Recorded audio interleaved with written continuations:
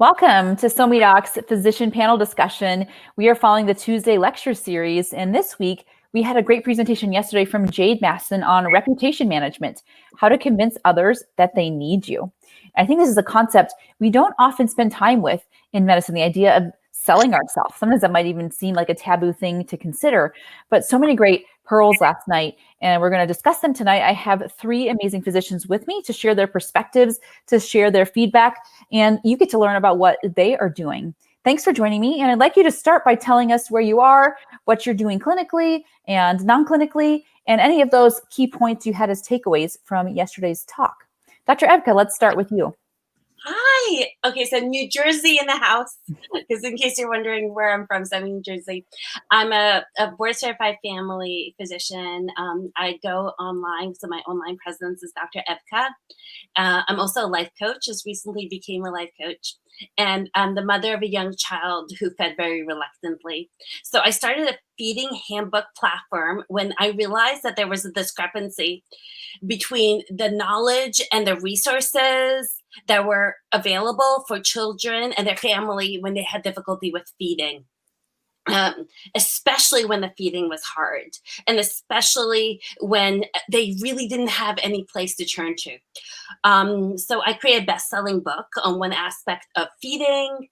I have a feeding handbook podcast that's all about challenges that children face with feeding when they're young, and some of the mindset work that is important for parents to have, for moms to have, because otherwise the whole thing can feel so stressful and so overwhelming. And I have a free course that will be available on my website for anyone who visits. So that's pretty much me. So hi. Excellent, thank you. And any key points from yesterday? I hear mindset work and the work you're doing, and we heard that from the interview recommendations as well. Was there any big takeaway that really resonated with you from yesterday's lecture? Oh gosh, so the speaker was fantastic. And she I felt like she almost spoke to me like she was talking about my life, because this is kind of my story. I remember when I graduated from a residency, it wasn't so hard to find my first job. But a couple of years after I started that first job, the private practice was bought out by a big hospital group. And the big hospital group decided to cut all of our salaries by a quarter. And then they were going to replace one of us with a mid-level, a nurse practitioner. And they decided that that person was going to be me because I was there for the least amount of time. So I had to go on I felt like you have your first job as a physician. So if you have your first job as a physician, I thought I would have that job forever. I loved it. But there I was having to look for another job. And I was so worried because at that time, so many of these small private practices were being taken over by bigger hospital groups in the area. So I was so worried that would happen if I joined another family medicine office. So I decided to go all urgent care. Mm-hmm. So I went to an urgent care center, and I was there for a couple of years, and I loved it. It was great, good learning experience. And then that urgent care center was bought out by another bigger hospital group. And this time they let go of all of the physicians who were there, all of us, except for one who was like the supervising doctor, and they replaced all of us with physician assistants. Wow. Who call themselves doctors. Yeah. Who call themselves doctors. And it was all because they wanted to save money. So there I was again, not through fault of my own, but just because of these changes that are happening in New Jersey and how these hospital systems are consolidating and small practices are consolidating, I found myself again looking for yet another job. So eventually I found another job, but I had to go again through all of these interview processes. And then, good, I had a job and I got pregnant, which I was really looking forward to. But when I got pregnant, I had to go on leave for a little bit. And afterwards, I had a child who had special needs and was in and out of hospitals and out of medical offices for that first year. So we kind of had to stop what we were doing. I had got to a point where I had to make a choice. I could either, figure out how to get someone to come into the house and really help us, or I had to take some time off to help my child. Yeah. And we can talk about that too, because we heard about the pause, right, in the process of interviews. So we'll come back to that. Thank you for sharing that. I'm glad it resonated. And also perhaps seeing now, how can I share this information for those who might be going through this forward? Thank you for that. Dr. Riva Kamat, where are you? What are you doing? And what were your takeaways from the talk? Thanks, Amelia, for allowing me to be here. I'm so thankful to be here with all of you guys. My name is Riva Kamat. I am a pediatric hospitalist physician in Fairfax, Virginia at Inova Children's Hospital in Winchester, Virginia, too.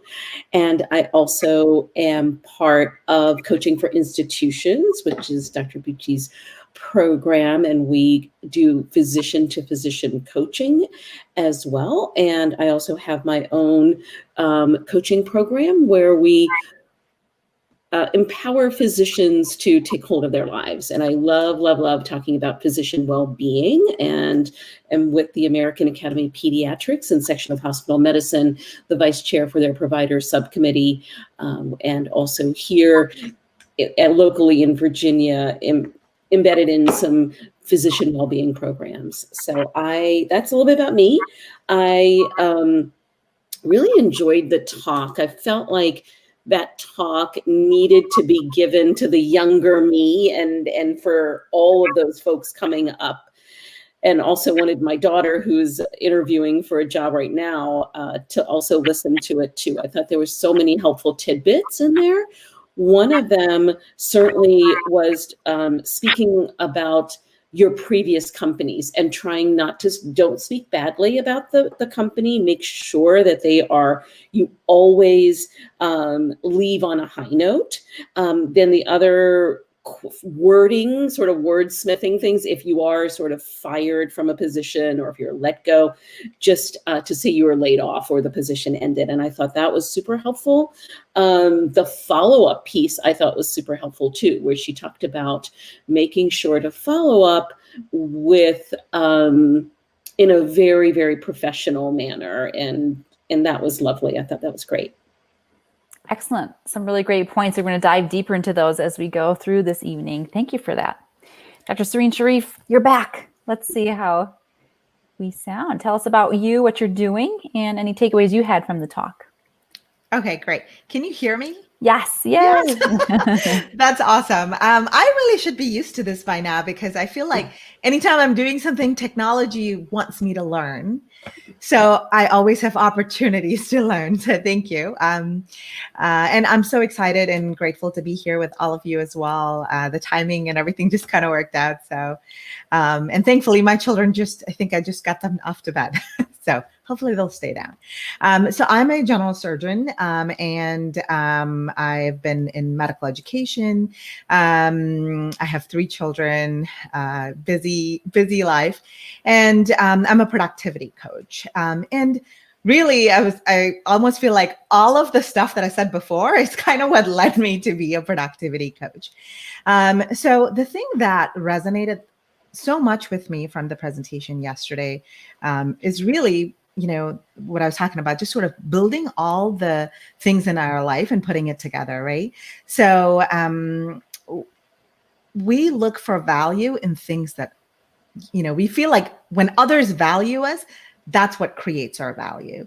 And in the talk yesterday, she talked about, you have value. Doesn't matter what other people think or, feel. I mean, you can't control what they think or feel. But at the same time, that's not what's going to create the value. And I went through a really severe burnout a few years ago, and I really kind of had to learn that lesson because I felt like my value was in saying yes. When people ask me what needs to happen, whether it's at home or at work, wherever I've been, I've been a yes person, because I feel like, oh, okay, of course I can add like 5 more minutes of work at the end of the day and somehow squeeze it in. And really, acknowledging that I create value just by being there, and I don't have to keep doing 20 other things to be valuable. It resonated a lot. And I feel like, I agree with you, Riva, like a lot. I wish that my old self had heard this. It would have helped me. It would have helped me like 10 years ago, but we all have to learn along our journey. So thank you for having us. Thank you for having me here. Thank you. Such great points. And let's spend a little bit of time with that on that determination of value, because as physicians, we do look for it externally, right? We talk about scores all the way along to get in, to retain, to be accepted into certain programs. We're having evaluations all the time. And there's that difference, right, between getting feedback and having some numbers, that give us an idea of where we might be on the spectrum with our colleagues, and having our own inherent value. One thing I loved was she talked about, right, seeing the job description, putting your CV next to it and finding those matches, right? And so we might be surprised sometimes. I know for me, I was updating my CV recently. I thought, oh, like there's a lot of things on here, and we overlook them. So until you have to put it down and acknowledge them, we often discount our value. So I'm curious how that comes up for you and how you continue to build value. Serene, why don't you tell us more about that and how you have bolstered that for yourself? Sure. So, one of the key changes, I like to even think about my past self and where I am now, and as I built towards what I want it to be for me, for the future. Before, I used to look for those, what is my, values, my skills, and try to see how I can fit within a space. So the space could be at work. It could be in a social situation. Well, this is what the need is. How can I fit in there? And I feel like in the last few years, that question has changed completely for me. Now, what I look for is, this is who I am. This is what I bring. And where am I serving my best? And because I found myself, part of the reason why I was saying yes is because, of course, I can help with this and I can do this. And these are all spaces that I fit into. But then I'm really not serving anywhere because I'm split into so many pieces, right? But when I took a step back and I said, okay, all of these are great and I can do some, of it. But if I really wanted to serve my full value and be where I got to be my best self, my most authentic self, what would that be? And when I look for, I'm sort of, transitioning in different things within my career right now too. And what I'm looking for is, this is who I am. This is what I want to grow. And I have a lot to offer. Now, let me find somewhere where I would be a good fit, but not to change myself in any way. Because at the end of the day, what I realized is the reason why some of my other transitions or my other jobs didn't work out is there's nothing wrong with them, or there were no problems. It wasn't any of those things. It was just that I was trying to fit myself into a place where that's not really where I belonged, So I think when we love ourselves and we're compassionate and willing to show up as ourselves and willing to, not get the job if it's not a right fit for us, then I think we get to live our best purpose. So that's my thought. I love that. I actually just spent some time with some students today talking about this concept, and I think about Braving the Wilderness with Brene Brown, right? And fitting in versus belonging. And again, that fitting in can work for a while, right? But it's not the sustainable measure to be able to come onto that sooner, and just say, well, here's what I am, here's what I have to offer. And if it fits, great, right? But I'm not going to over adapt to manage that. So profound. Thank you for sharing that and taking that into the interviews, right? As she mentions, don't get emotionally attached, right? This is just an experience and you may or may not get the job. That's not within your control, right? So valuing yourself and showing up is our sweet spot there. Thank you for that. Riva, how about for you? How do you uphold your value or encourage others to do so? Thank you. So I wanted to just bring another point into this, is that sometimes when you're looking at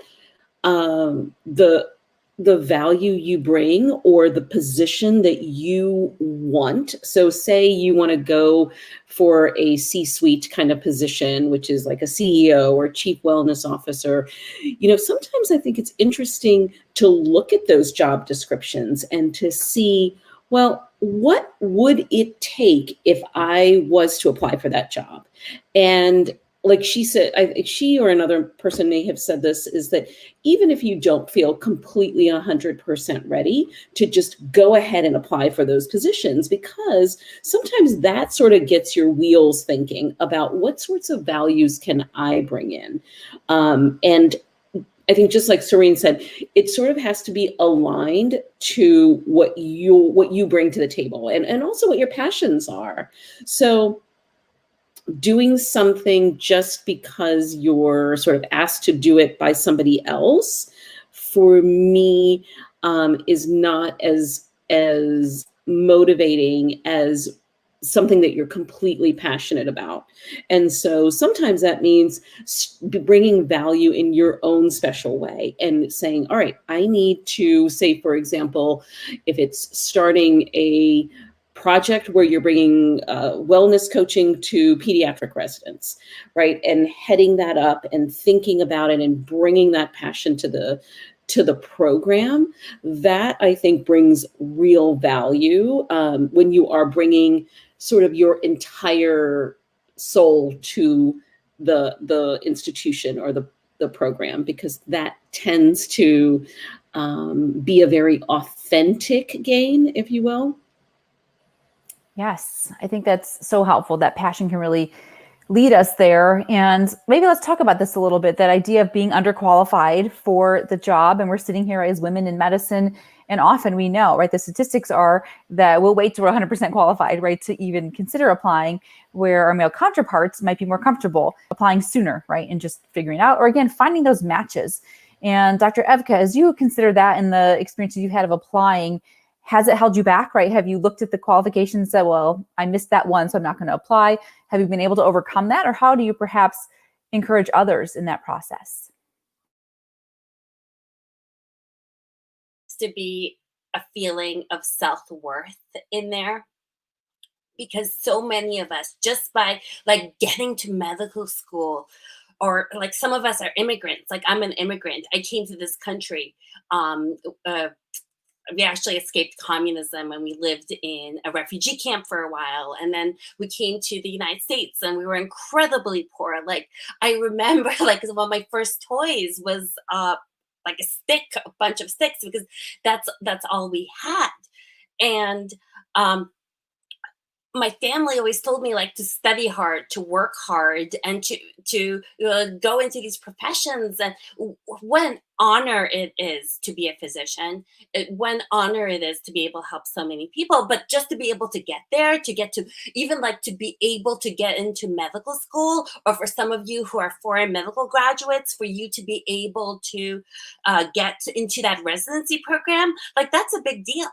And then you went through your residency, and there were days, like I remember this from my residency, there was like days where I didn't sleep at all. Like I remember a time where I had to deliver babies, run the family medicine practice in the hospital, see patients at an out clinic, and not see patient and somehow survive. And I didn't sleep for like, I don't know, like 80 hours straight, just because of just all the responsibilities. And I'm sure many of you have similar stories, just like going through the residency program and going through the residency process. So finally you graduate residency, you become a board certified physician, and like you've done so much already. You've overcome so much.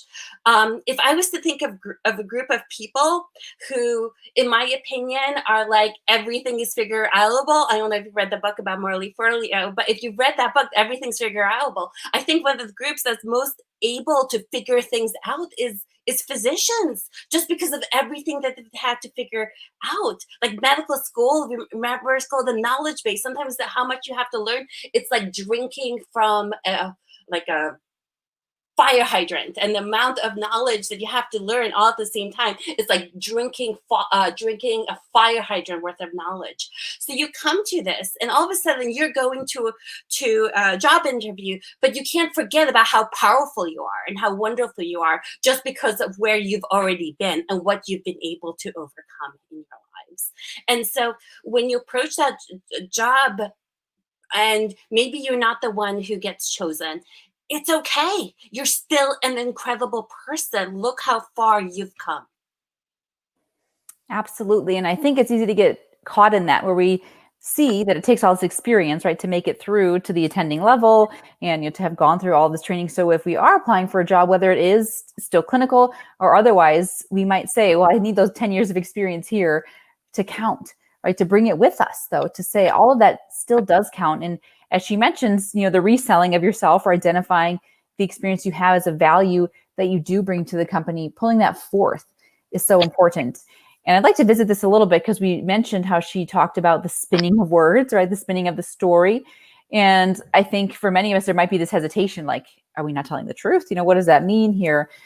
And we want to be, virtuous in that space and also really offer what we have. So I'm curious, is all of you have non-clinical, career components as well, how you're doing that, right? How are you spinning the story to say, I'm a physician and that means I'm good at this, right? Just like Dr. Evka was leading us here. Riva, tell me about that. How are you seeing skills that you have to be translated, right, into other spaces? Yeah. So I think the skills that we have are for especially for a pediatrician, right? We always talk to our families, but the families that we talk to are not just the children. They are often parents or grandparents or foster parents. And so we have this huge ability, most pediatricians, and I think most of all of us have this ability to walk in a room and develop rapport very, very quickly. And it's really important to be able to sit down with a family, to understand and really listen and be present for that family. And so I think that's one of the topics that I can bring to coach, even if it's physician to physician coaching, is to be present with the other person, to be really listening to what they're saying and to understand what they need, and also to say, you know what, we've all gone through burnout. We've, been doing this for quite some time now, that we understand what you're going through. And so that's really important, I think, Amelia. Absolutely. And what comes up for me as you're saying that is there was this challenge on a thread somewhere in Facebook to tell me your specialty without telling your specialty, right? And so you describe what you do in very, it was very jovial and humorous. But I think about that. What if you describe what you do as a physician without talking about any of the clinical stuff specifically, right? And how would that translate? Like you said, organizational management, communications officer, what are all the roles you're actually upholding? And if you were repurposing your CV, right, and putting that on there, and, troubleshooting the organization, HR, like all the different pieces, especially in pediatrics, right? It's like relationship advisor and all the ways you're in there. It'd be really interesting, right? How could I map out a whole CV just with literally the descriptors of what is involved in being a physician, and seeing how those might actually support you to be in that C-suite space, or in an advisory role that maybe isn't, the typical place we would see ourselves. I really love that. I might even practice that exercise. All right, Serene, what do you think in this space? How are you able to translate the skills that you've gained through medicine in unique, perhaps in unexpected ways? Sure. Actually, as you were asking that, kind of what prompted me to think was, so I started, doing things outside of medicine when I started to get, well, actually, that's not true. When I was really burnt out. So until then, I had no hobbies, no interests. I felt like the only thing I did was either exist in the hospital or, at home. And there was really nothing in between. So when I started doing other things outside, what I realized was, wow, there's so many things that I've actually I am good at from before medicine. Like I've enjoyed being creative. I love being in social network and meeting people and doing all these things. But being a full-time general surgeon, I was doing trauma as well. I had no time, and literally friends would call to do something and I would be like so crabby and not want to hang out or do anything. So what I actually feel that I had a lot of skills and things that I was interested, or I was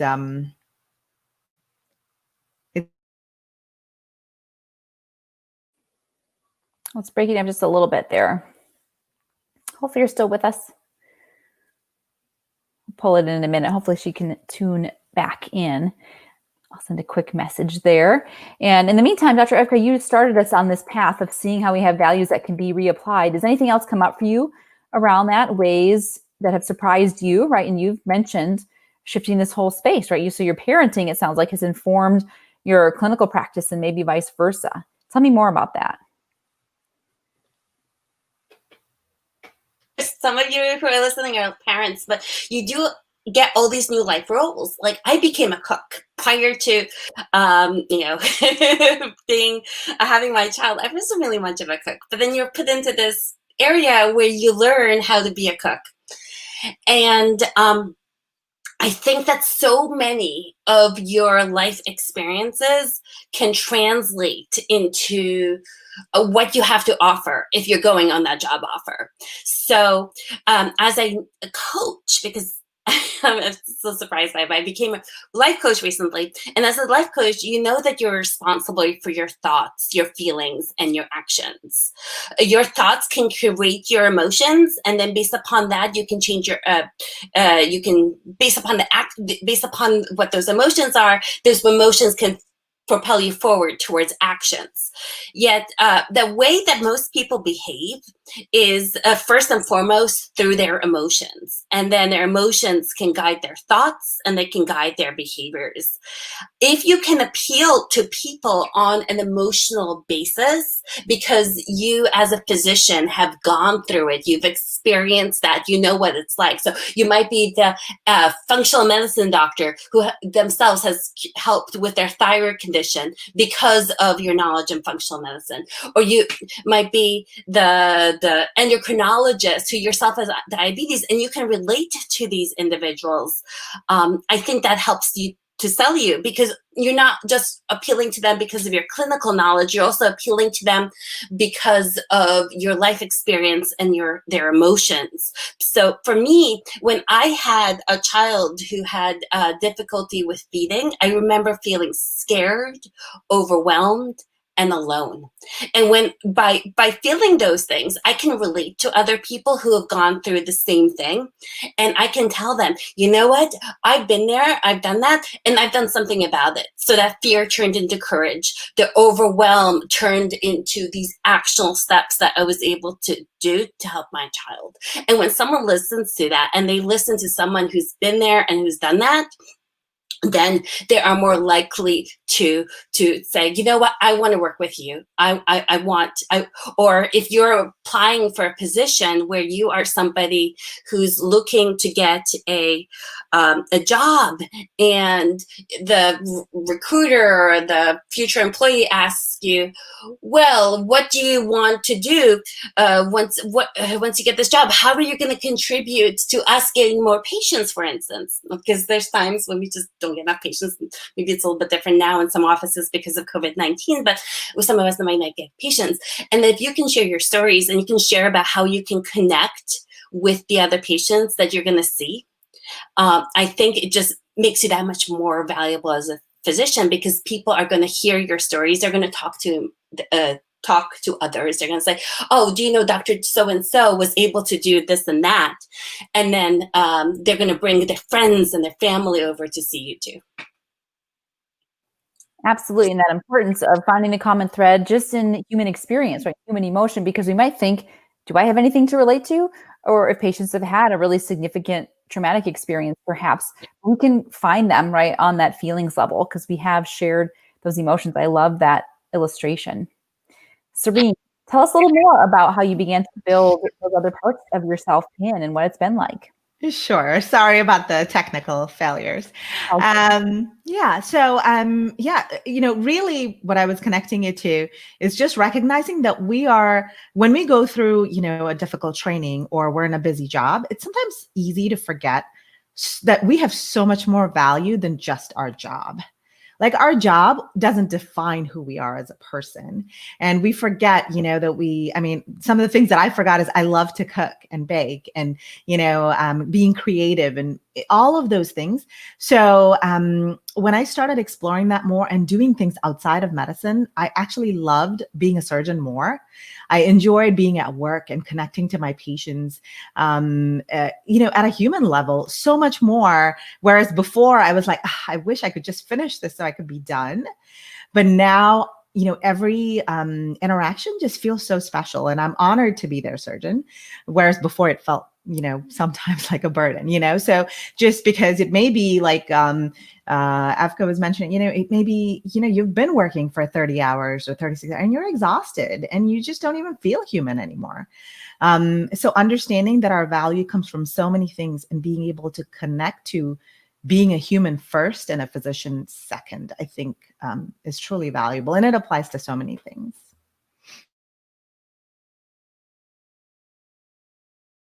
You're muted, Amelia. You can push it twice. It's our night, right? Is there a full moon? We're just going to go with it. And I want to pivot a little bit here and talk about one of those concepts that we touched on around the introduction and the not disparaging, right, past employers. And what I hear in there is the need for a lot of processing, right? And so there may have been some really unfortunate, right, unpleasant, unfair, unjust situations.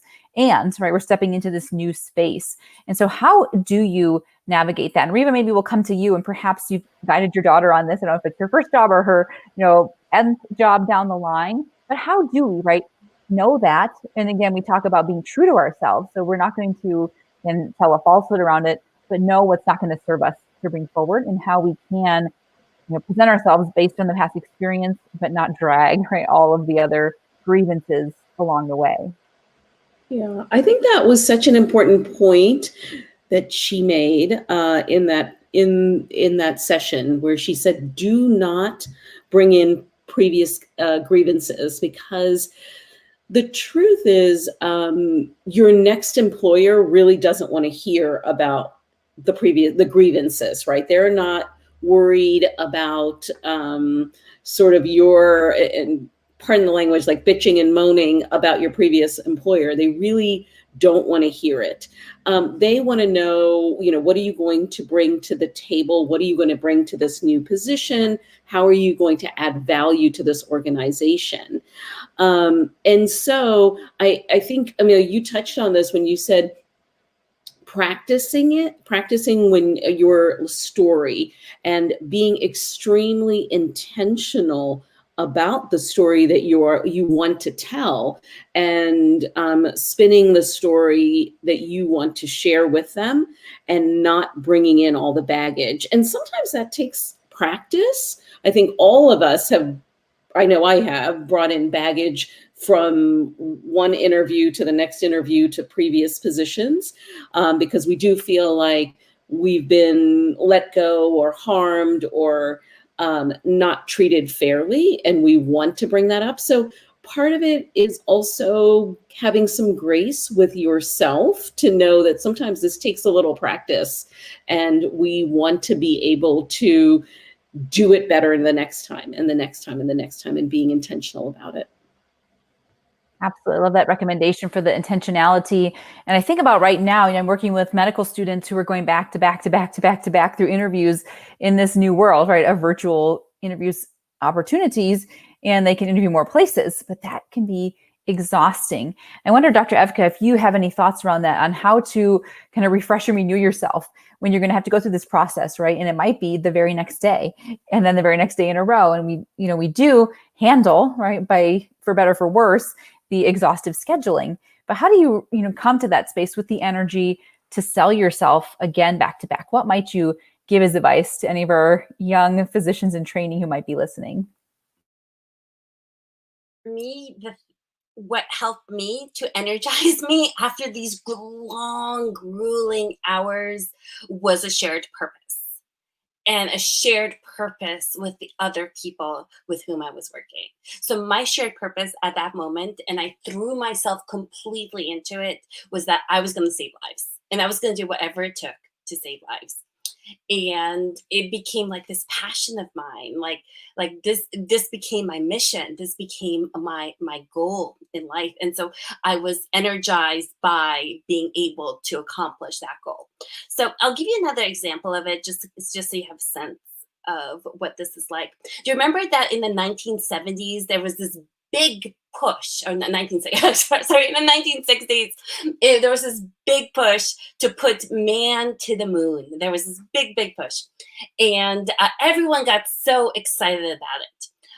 One day, John F. Kennedy was visiting NASA, and he came the president was visiting NASA, and he came across a janitor who was like had a mop and a broom in his hands, and he was just like sweeping the floors and cleaning up day in, day out for hours at a time. That's what he was doing. And the president asked him, "No, what are you doing? What are you doing here?" And the janitor, instead of saying, "Oh, I'm just tired, I'm just cleaning all the time," the janitor said, "I am putting a man to the moon. And because of the work that I'm doing to keep this place clean and organized, that man is going to go to the moon." And when he put things, and the president heard the incredible excitement in this man's voice, that yes, he was brooming and cleaning. It may not be the most exciting jobs. Working a lot. Maybe this janitor had multiple jobs. Maybe he went from, because of how much janitors probably get paid, like he went from one job to the other job. And he was probably tired at the end of the day, but he was excited. And he was excited because there was this purpose to what he was doing. Yes, and that's actually very much aligned with some of the students' feedback, on the interviews where it was like their dream program, they're like, okay, no problem, right? I could show up with all the energy in that space. And so we feel that alignment, we feel that connection, we feel that purpose. I love that advice on how to bring that energy forward. Serene, I'd like to hear from you in that space on how we can, right, keep showing up. So you mentioned that, right, finding that honor in being the surgeon for your patients and perhaps at home too, right, to come back day after day with the trio of kiddos. I can feel you on that one. How can we bolster ourselves in that space? We talked about value, we talked about time management, we've talked about honor.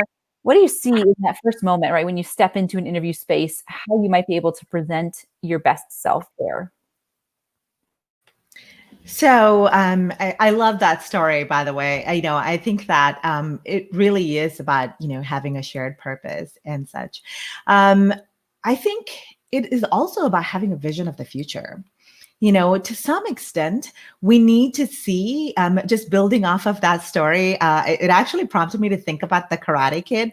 I tell my kids all the time, I show them little clips, but, we think about these routine things and nobody wants to do it. Nobody wants to wash the dishes or, like throw 30 sutures in a row, but these are all different, monotonous sort of routine things that we have to do that we might not really see the value in that moment.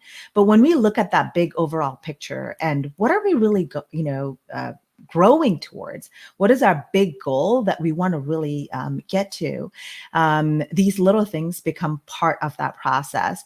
I'm doing homeschooling right now as well. So with my younger two, my older one is in high school and my younger two. So, there's been a lot of, well, why do we have to write like 10 sentences, about this? Or why do we have to practice math 20 times? And I said, well, so I show them Mr. Miyagi and how this person's like doing all these things. And, it actually, even for children, they get that. How simple things can allow us to build and grow in a way that will get us to that future goal. I love that. So many beautiful stories. And, I just recently watched Forrest Gump with my children and I forgot how much I love that movie, right? And Karate Kid too. So you're giving me good opportunities to educate that next generation.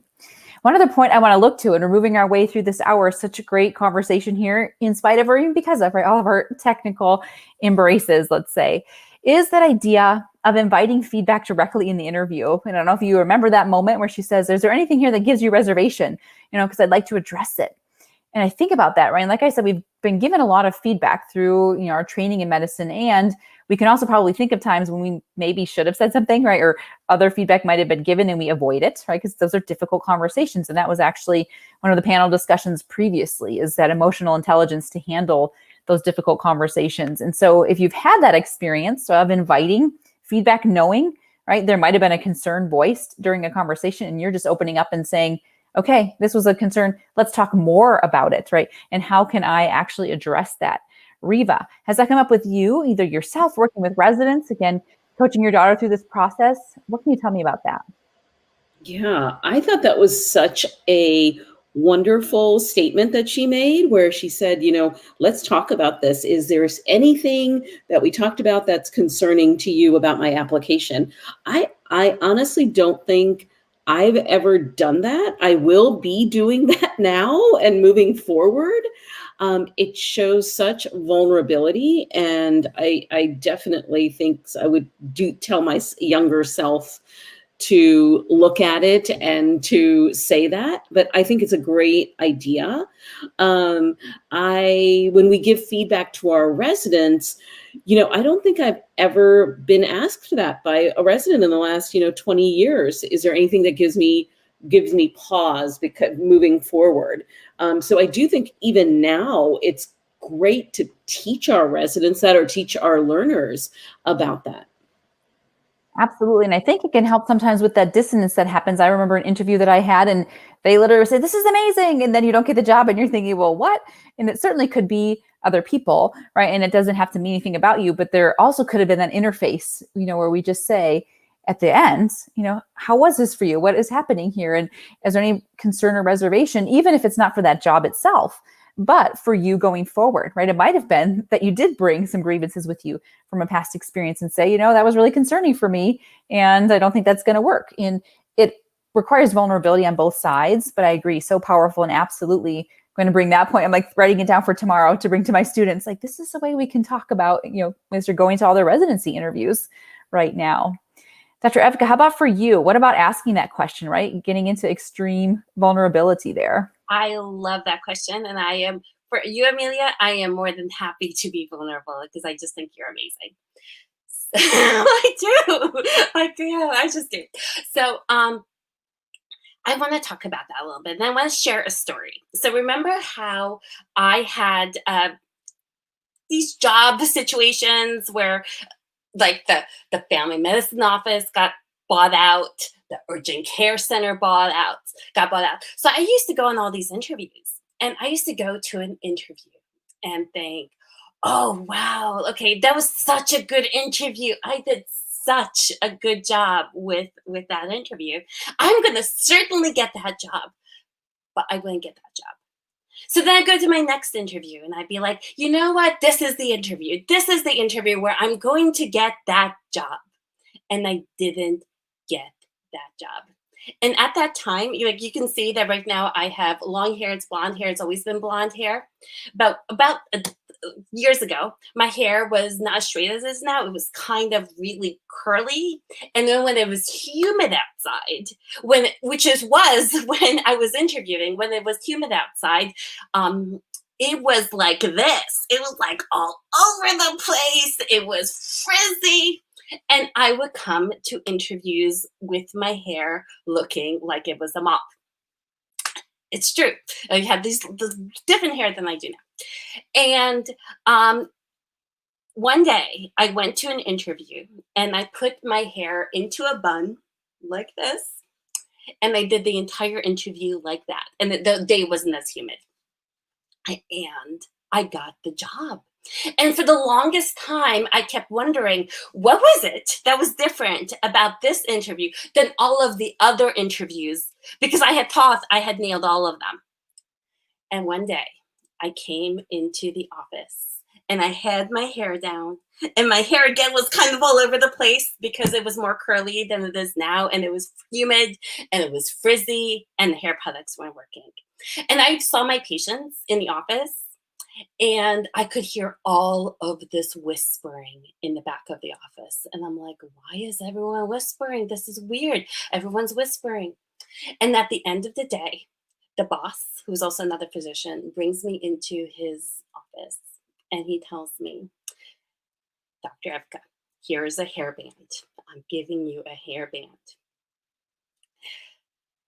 I'm afraid to tell you this, but remember the day you interviewed? Remember how nice and polished your hair was? How good it looked? Well, today it doesn't. And everyone's talking about it. And I am your kind, sweet, but direct employer. And I'm going to tell you that your hair needs to get fixed right now. And you know why they didn't give you a job the other times? because of the hair, because it looks like a mop. Now, obviously, this could be like a discrimination case if you really think about it. But for me, I just thought it was super interesting because here I was behaving my same way, but there was something about all those under interviews. And finally, I had the answer as to why I didn't pass any of the other interviews, because my hair looked like a mop. And it was just my hair. Like I had everything else going on. It was the hair. Yeah, and I'm glad you touched on it, right? Because I think all of us are like, oh my gosh, I can't believe they said that to you. Yeah. But yes, right. And being able to ask for that feedback at interview number 1, right, might have saved you a fair amount of difficulty. Yeah. And so I love that. And I appreciate you being vulnerable here. And I think your work is amazing as well. So thank you for being here. Very vulnerable, but you deserve it. Yeah. And I want to give Serene a moment to talk about this too, how we can perhaps like navigate that space more effectively and ask that feedback question. And then we'll get a wrap up, right? And just share quickly with everyone where they can find you, your social media handles, and then we'll close it out for the evening. Serene, let's hear from you on that vulnerability piece. Yes, I think it is. Feedback is so hard to both ask and to give. And we forget actually how important it is in our growth. So I have asked for feedback, and sometimes, I think what I've gotten back, perhaps I wasn't at a good place to hear it, or I haven't found it to be as helpful. But it's been a little bit of time since I've asked for that type of feedback, being open and vulnerable and doing that. I haven't been in that type of relationship with my bosses. I've been doing more part-time and, being more of an independent consultant. So it's been a little bit different. But what I realized is that I've been teaching medical students for the last few years. And in the beginning, my feedback was sort of generic. Oh, you're doing a good job. Great, et cetera. And then I realized that's not really helping them grow. So then I started to, tell them specifically, okay, this is where you can improve, and just like one step at a time, we'll keep working on it. And just kind of continued that feedback process. So this last 6 months, I've been working with the same group, and we've been doing actually virtual cases. And I've been giving them really very directed feedback. And I told them at the beginning, listen, I'm going to be really sticky and we're going to go through some things, but you'll see the way things grow. And when we're done with it, you're going to write the best H&P ever. I transitioned out of that space. But before I left, the biggest feedback from the students was, you're the only faculty that has actually taken this much time just to give feedback on an H&P. Like, we've never had, that. And they were sharing how when they were talking to their peers that they could see the difference in the H&P. And I have to say, they were second years and their H&Ps were probably at intern level. They were so beautifully written. But that's just an example when we are willing to step up and say, okay, it's hard to give that level of feedback. But when we do that, at the end, I spoke to them and I said, what are ways that I can improve as a teacher and as a mentor, et cetera. And it was, I felt like that space was so beautiful, and they were able to give me some things that could help. But it's also the relationship that you build. So perhaps asking and giving feedback, you have to build that space too. So I felt like that was a really great experience, especially recently. And if you want, I can just share my info while I'm on. Absolutely. Yes, please. Yeah. Okay. So you can reach me at my, either Facebook. Serene Shereef is my personal Facebook. My coaching page is Serenity Wellness MD. And I also have a Facebook group for to build mindfulness and productivity for women. It's one of the Facebook groups, really where we share ways to continue to build connection and our inner intuition to ourselves, build self-awareness, and use productivity tools and habit building, et cetera, to help us grow and live our best selves. So thank you so much for having me here. My website is also Serenity Wellness MD, so it makes it easy to connect at any of the levels. So thank you. Fantastic. Thank you so much. Riva, where can everyone find you? Thanks, Amelia, for asking. So I have a coaching website, and it's lotuscoaching.net. And my Instagram page and my Facebook page, you can find me there. It's Riva K is my Instagram page, and that's my personal page. Would love to hear from your audience about what they thought about this program. And also my Facebook page is Riva Kamat. So thank you for having me. Excellent. And Dr. Evka, take us home here. Where can everyone find you? Well, thank you so much. So you can find me in multiple places. If you just want to listen to my podcast, it's the Feeding Handbook Podcast. I am so interested in talking about the subject of challenges around food and feeding in young children. And my business is beginning. My podcast is small. I'm in the place right now that if you have a child or you have a patient who has a child who has challenges around feeding, I've actually been doing episodes directly about them. So I did an episode because I know of a mom whose child would not take their seizure medications. And I went through everything that you would need to do if your child doesn't take seizure medications. And you know what? It worked. Now their child is taking their seizure medications. So you can reach me to the podcast, to the Feeding Handbook podcast. You can reach me on my website. I have a free course, and the free course is about parents, like moms, feeling and how they're feeling, how they can feel so overwhelmed when they have a child who is on the verge of getting a feeding tube or who has multiple food allergies, and they don't know like what to do or what to think, or how, like they're just feeling so incredibly overwhelmed. And I remember as a family doctor who saw children prior to this, I had never seen a child with a feeding tube. I had never seen a child who had 12 different food allergies and trying to figure out how that would affect feeding. Like I didn't see that. And so I probably was not, prior to having this incredible life transformative experience, I probably was not the best physician for them. And so I can imagine that if they are struggling with all of this and they go to the doctor and they have these 15-minute visits and they have so many concerns about the feeding and they're not getting as much help as they would like, I imagine that feels scary. And so I have a free course on my website, the Feeding Handbook or drevka.com, to discuss about how you can take that overwhelm and the fear and turn them into courage and actionable knowledge. So just reach out to me. I'll more than happily answer your questions. I'm there. I just want to make a difference in this field because I think it's at its infancy compared to some other fields. Thank you. Yeah, Serene, please share with us what you have coming up and then we'll wrap it up. Thank you so much. I forgot to mention, I'm actually collaborating with 6 other coaches, and we're putting together a Build Your Transformation webinar January 30th. So if you come to my website, serenitywellnessmd.com, you can see it right off of the webpage.